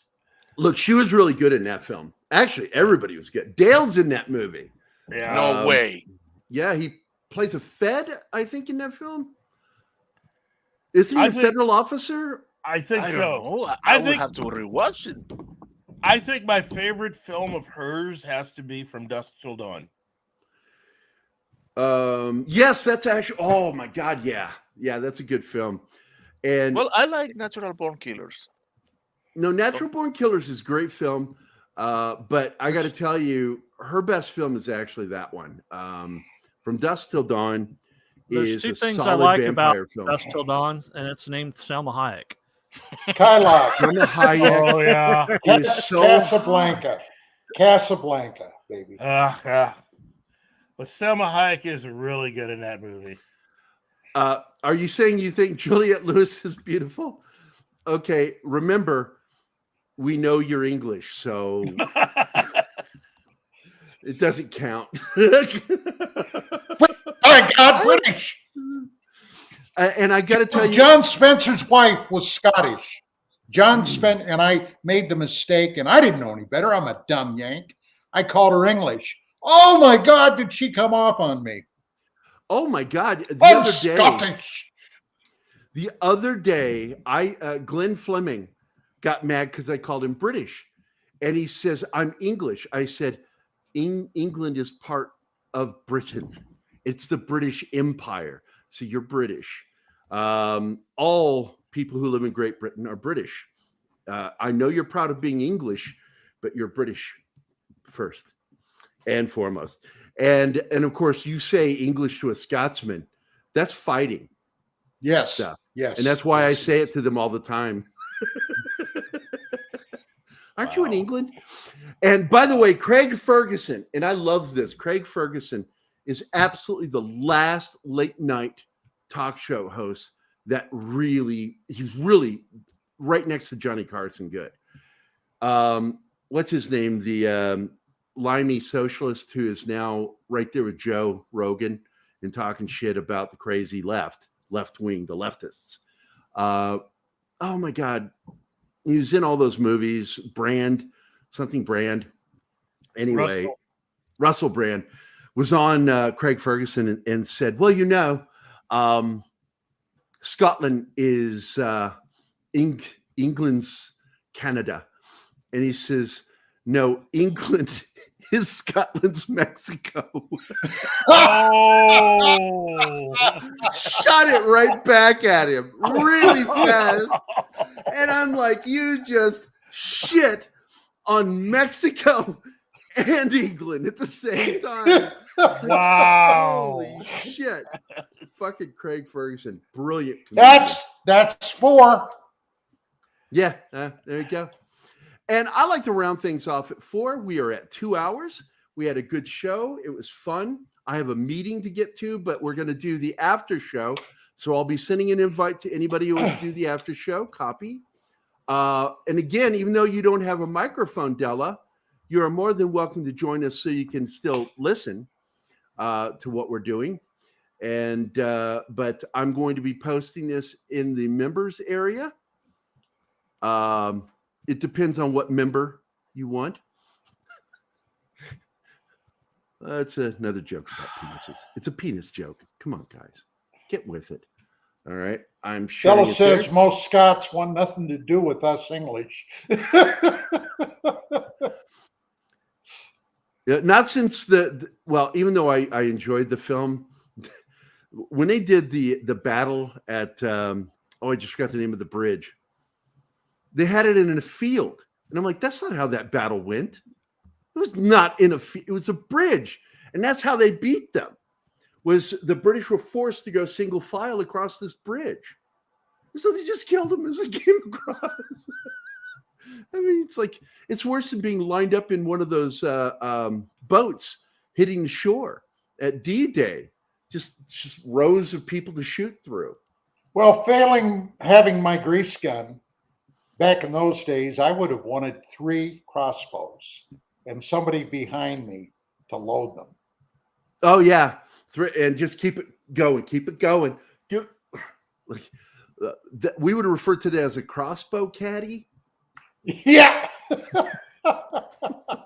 Will you be my will you be my crossbow caddy? I'll just take a English longbow with their those long I got to tell you that bladed. effed up the French at Agincourt. Oh, yeah, and hey, and that's where this got started. Yeah, I know. Deadman Walking is here, and Zax. Hey, Zax, I said the two biggest troublemakers I know were Six and Zax. And I'm like, oh my God, that sounds like the perfect name for evil twins, Six and Zax. So F you, Zax. I love you, buddy. You know I do. And we're going to end the show now. I want to thank everybody for being here today. What a good show. Don, dude. Always awesome. I almost want to do another like part 2 of this just so we can go into more detail of this. Because, you know, it's not a real vampire, but what an investigation to prove this guy to be a piece of shit liar and a charlatan, you know? And I got to be honest, the reason I like Gerry, to do a he repeat pissed of me this, off. Yeah, He pissed I'd like me to do off. it I'd like to promote it and tag him just to get him to attack us so we can have fun. Like, If he's still alive. Oh, well, God forbid he had a stroke and died a horrible death, rotting in his house right now, smelling real bad to his neighbors, like going, "Oi, what's up with Sean? I think he's either taking a nasty shit or he's had a stroke and died." Oh my God. Which leads to a prank I played on I worked for an oxygen therapy company. You're freaking bad, dude. You're wrong. I'm just waiting for this show to get canceled at this point. One day it'll happen. It'll be when I want to retire. But when I worked for a company, I won't say the name of the company. It was in California, oxygen therapy. I was a therapist working with the company. And I would call into the receptionist, and we didn't have caller ID at the company, so she would rely on the voices or the name to let her know what she needed to do. And I would call in doing the voices of clients. I would call in fake phone calls from clients. And one day we had this guy, his real name was, I shouldn't say his name, but he had the same name as a mayor of Los Angeles back during the riots. Or the head of the police. I think he was head of the police. And he was this 75-year-old black gentleman that lived right outside San Francisco. And so I called in for him one day. I said, "Yeah, is this Mary Carol?" She says, "Yeah." I said, "I'm having a problem with my oxygen-making concentrator." She says, "Well, what kind of problem are you having?" And I said, "Well, I sat it on a weak point of the floor, and it fell through to the neighbor's apartment. But it kept working, so I didn't worry about it. But now there's a funny smell coming through my oxygen. I think I may have killed my neighbor. Will you send that little white boy up here to check my concentrator?" She's like, "I need to let you speak to my manager." Okay. She puts me on hold. This happened so often. This would happen, and she would patch me through to Angelo, my boss, and Angelo would pick up, I almost said the name, Mr. Wilson. I'll say, "Mr. Wilson." I go, "No, it's Gerry." He goes, "Oh," and he puts me back on hold, puts the phone down. A few seconds later, I hear the phone pick up. "I effing hate you, Gerry. I effing hate you." I said, "You love me." She goes, "Not right now. Don't come into the office today." And I did it with this other family that I don't want to say their names either, but they were, I won't say their first name, but the last name was Prasad. And so they all talked like this. And the mother had oxygen, and I called in as one of the sons, and I named him Hashish. Oh no! I called, "Hello, this is Hashish Prasad. Are you calling about your oxygen machine that you give oxygen to my grandmother?" And she's like, "Yeah, it is. There's a problem." "Well, what's the problem?" It made noise." "What kind of noise?" "Explosion. It blew up in fiery cataclysm." And she's like, "Oh my God, yes, my brother Rashid has a piece of plastic in his bottom." Again, she puts Angelo on. I go, "No, it's just me, Gerry." And the funny part of this story is, one time she got an actual real phone call from a client that was messed up funny. And she sat there for a whole minute listening and just was quiet and went, Gerry? And it wasn't.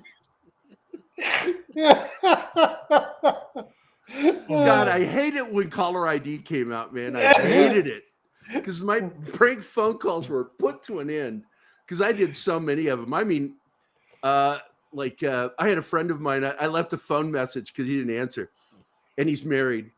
And I said, "Hi, this is Billy over at Love and Time.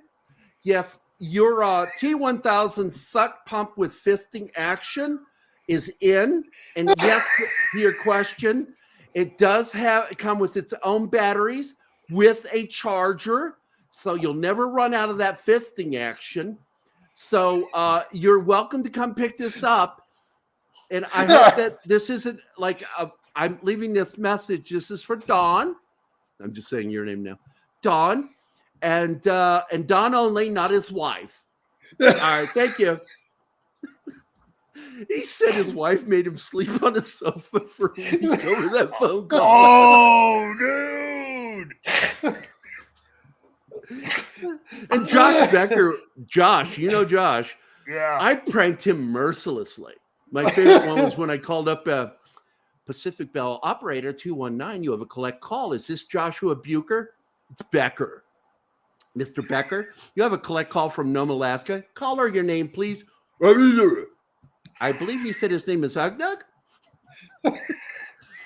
I don't know anybody in Alaska. Why would I accept their charge? I'm not asking if you know anyone. Will you accept the charge from the caller in Alaska? I don't know anybody. Why would I do that? I'm not trying to debate that with you. I got into this argument with him. He's like, why would I accept the charge?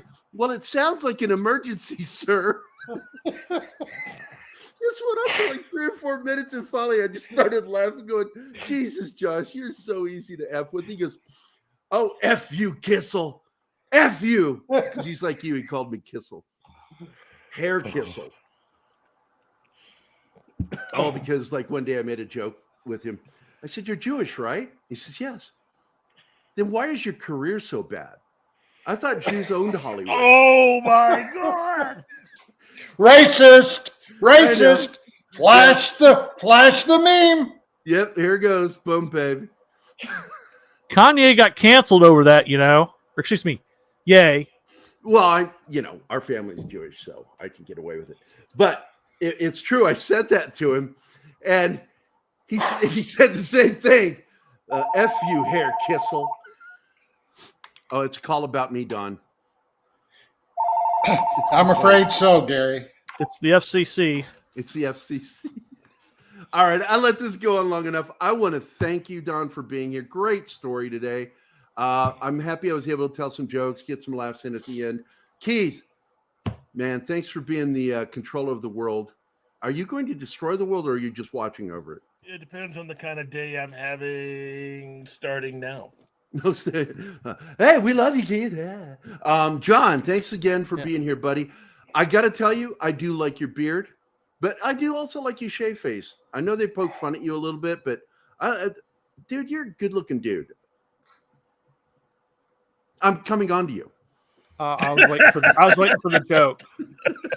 No, you're a good-looking dude. F you if you don't like that. Martin, thanks again for being Venezuelan. It means a lot because you have one of the most beautiful accents. Nothing? You have nothing to add to that. Nothing. He's probably watching another Juliet Lewis movie. Nothing? Yep. He's in the latrine. He's in the latrine. What? What? He missed all the compliments. I said you're beautiful. I love you, buddy. And thank you for being the right side of my brain during the show and keeping tabs on the chat. And this is to all you guys who love vampire hunters. Boom, baby. Right there. That's beautiful. He's sleeping. Did Interpol ever get I'm curious. Did Interpol ever get involved with this or no? I have no idea. And with that, we're going to go into the after show now. Anybody that wants the link, I'm going to go ahead and put it in the chat for you guys if you want to join us. Once again, it's limited room, so you'll know. Oh, it's not pasting now. Invite, copy. There you go. Why is it not pasting? That is weird. There. That is so weird. There you go, guys. That's join the after party. And we're going to get out of here. Let me play the stupid credits. Where are they? There's the stupid credits. Hey, here's a bunch of stupid credits.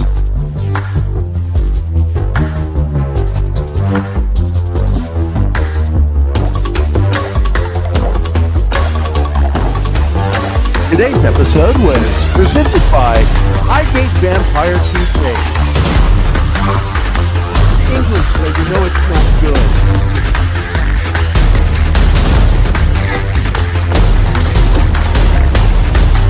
Joke about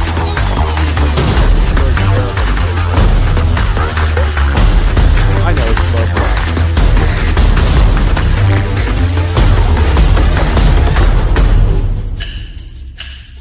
I love you, Anima.